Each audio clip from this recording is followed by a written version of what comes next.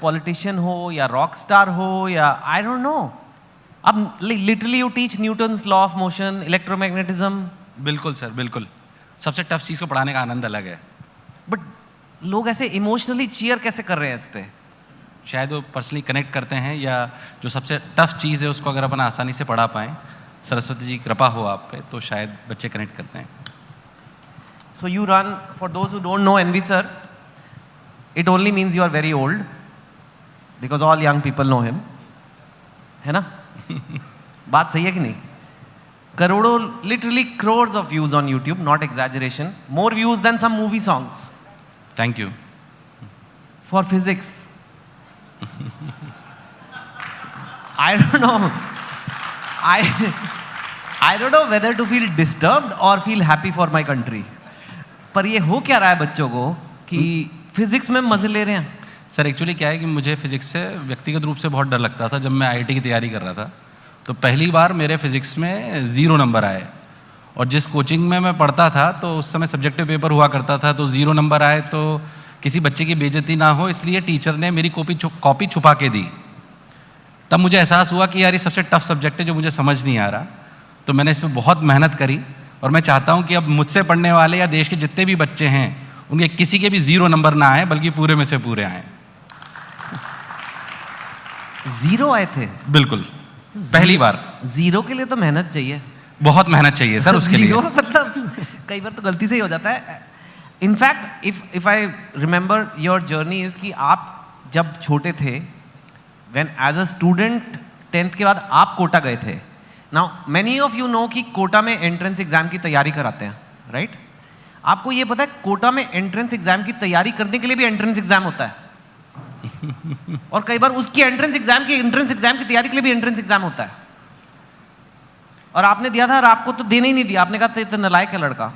हाँ, कुछ ऐसा हुआ था कि शायद ये नहीं कर पाएगा, ऐसा फादर को बोला गया। मैं कोटा से ही हूँ, वहीं से पला बड़ा हूँ, तो मेरी पैदाइश भी वहीं की है, सौभाग्य की बात है। पर जब पहली बार गया तो मैं इस मंच के माध्यम से सभी लोगों को, जो टीचर्स कभी कभी ये सोचते हैं कि सिर्फ हमें उन बच्चों की तरफ ध्यान देना चाहिए जो हमें पहली दृष्टि में लायक लगते हैं, पर एक अध्यापक का, एक शिक्षाविद का कार्य ये होना चाहिए कि वो एवरेज बच्चे से भी सितारा निकाल सके। अगर हम ये नहीं कर सकते तो हमें शिक्षाविद खुद को कहलाने का कोई अधिकार नहीं है। टॉपर्स में से टॉपर तो सभी निकालते हैं, एक एवरेज बच्चे में से जिसमें कर्मठता हो, जो कार्य करने की क्षमता रखता हो, जिसमें रियलिटी में ज़ील हो कि मैं जीवन में कुछ कर सकता हूं, उसमें से अगर हम कुछ निकाल सकते हैं तो हमें वास्तविकता में शिक्षाविद या देश को आगे बढ़ाने का कर्तव्य हम जानते हैं, वरना हमको खुद को शिक्षाविद कहने का कोई अधिकार नहीं होना चाहिए। जी, तो ये एक इंस्टीट्यूट था, उसका नाम आप नहीं लेना चाहते जी, लेकिन गूगल करें तो मिल जाएगा कि एनवी सर कहाँ से रिजेक्ट किया गया था, और आपने क्योंकि बाद में वहीं पे जाके जॉब भी की थी। हाँ, for some time I have done that job. मैं बंसल क्लासेस आप सभी लोग जानते होंगे, बहुत ही कोटा की धरती के लिए बहुत श्रोताधार रहे हैं, जिनकी वजह से शायद कोटा बना है। उनको मैं प्रणाम भी करता हूँ, नमन भी करता हूँ। एक शिक्षक के क्या कर्तव्य होने चाहिए वो भी उन्होंने बताया। अभी नारायण मूर्ति साहब भी बोल रहे थे कि एक डिसिप्लिन होना चाहिए, खासतौर से शिक्षाविद में, जो कि शिक्षक है उसके लिए डिसिप्लिन सबसे प्राथमिकता होनी चाहिए, ताकि वो बच्चे में भी ये गुण और ये संस्कार डाल सके। तो वो वहीं से मेरे पास आया, तो उनको नमन है, प्रणाम है। ठीक है, लेकिन आपका उससे पहले, before you started working, you went to IIT BHU। Yes, and आप अपनी इंजीनियरिंग की पढ़ाई करते करते भी आपने एक इंस्टीट्यूट खोल दिया था, कोटा पॉइंट। जी जी, कोटा पॉइंट बनारस में खोला था। जी, मतलब आप पढ़ रहे थे, आपको क्लास नहीं जाना था, आपको मतलब क्लास जाते थे, फिर एक और इंस्टीट्यूट चला रहे थे आप। बिल्कुल। मैं इस मामले में हमारी माताजी का बहुत बहुत धन्यवाद दूंगा। उन्होंने बचपन से वो कहानी सुनी होगी आप सभी लोगों ने कि भाई किसी गांव में पानी नहीं निकल रहा था, तो एक जगह गड्ढा खोदा, 20 फुट, पानी नहीं निकला। फिर दूसरी जगह खोदा तो पानी नहीं निकला। फिर तीसरी जगह खोदा 20 फुट, तो पानी नहीं निकला। 5 जगह जब गड्ढे खोद लिए गए तो पानी नहीं निकला, तो किसी अच्छे इंसान ने बोला कि भाई एक ही जगह खोद लेते तो पानी निकल आता।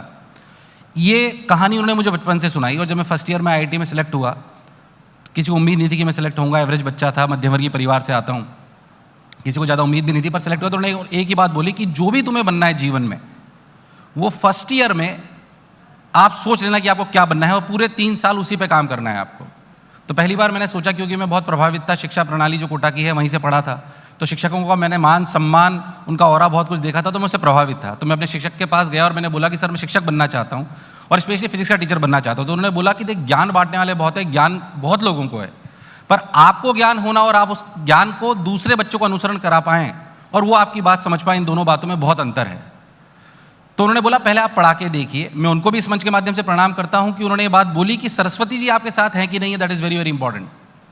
तो आपको ज्ञान होना एक अलग बात है, पर आप उसे डिलीवर कर पाएंगे एक अलग बात है। उन्होंने बोला पहले पढ़ा के देखो, तो मैंने पढ़ा के देखा और माता जी की उस बात को याद रखा कि फर्स्ट ईयर से मैंने सोच लिया कि मेरे को पढ़ाना है, और ईश्वर का ऐसा साथ रहा कि मेरे को वहाँ पे कोचिंग खोलने का मौका मिल गया। 3 साल मैंने उसे चलाया।